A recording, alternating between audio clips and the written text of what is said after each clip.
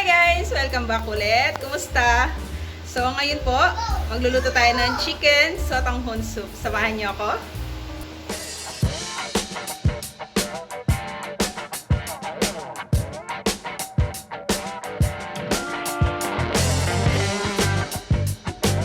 So ito po yung mga gagamitin nating ingredients. Ayan, meron tayong sotanghon noodles. Ayan, 500 grams yung gagamitin ko. So, meron tayong carrots, siniwa-hiwa ko na. Ayan, cabbage, repolyo, chicken breast, ayan, siniwa-hiwa ko na rin.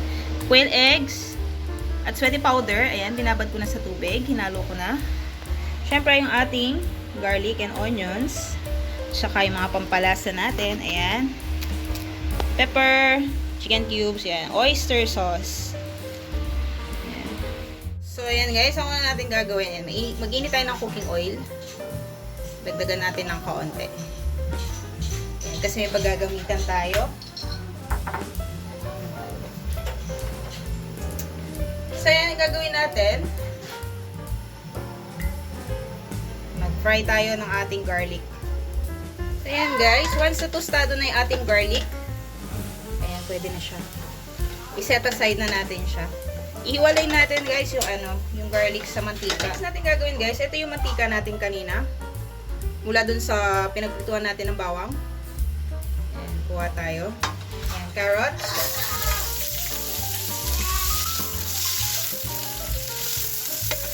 And then, repolyo. Ayan, cabbage natin. Sama na rin natin. Lagyan natin ng oyster sauce.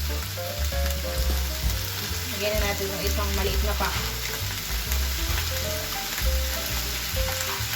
Pepper.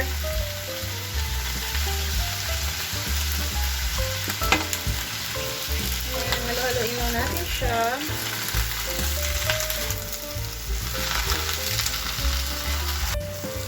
Update tayo guys. So, ayan na yung gulay natin. Once na nag-shrink na siya, so ayan, set aside na natin ulit. Ayan, tabi na natin. So, yan guys, ito yung cooking oil ulit. Ito yung ating onions. Chicken breast. Lagay tayo ng konting fish sauce. So, yan guys.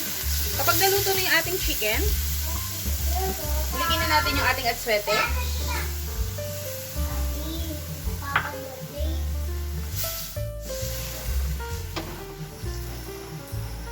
So, yan guys. And then, lagay tayo ulit ng oyster sauce.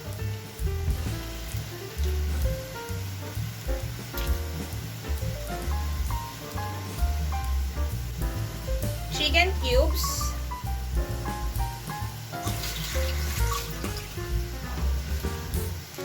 Paminta.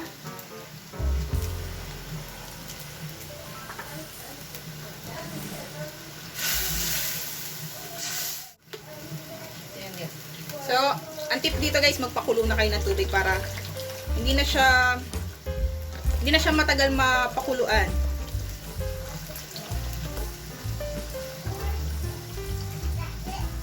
So, yan nilagay ko 1.5 liters. Yan, antayin lang natin siyang kumulo. So, yan na siya guys, kumukulo na siya. Magdadagdag pa ako ng isang chicken cubes kasi tinikman ko siya medyo matabang. So, ayan. And then, patis, fish sauce. Nasa sa inyo yan guys kung kung paano i-adjust yung lasa niya, yung timpla niya. Kuha na natin yung gusto nating timpla. Ito yung ating noodles. So, ayan, sotanghon. Binabad ko siya sa tubig. Ayan, ilagay na natin siya.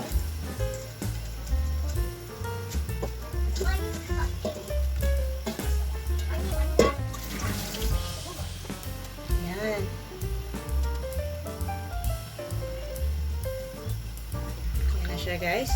And then ilalagay na rin natin yung ating gulay.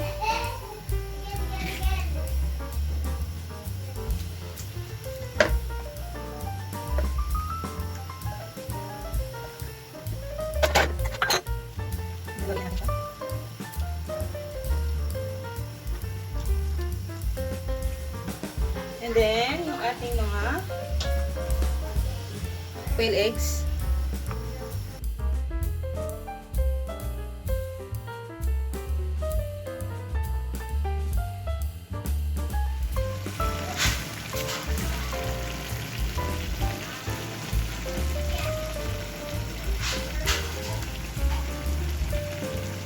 Kain tayo! Sarap, guys. So, ayan, nilagyan ko siya ng chicharon toppings. Depende sa inyo kung gusto nyo lagyan.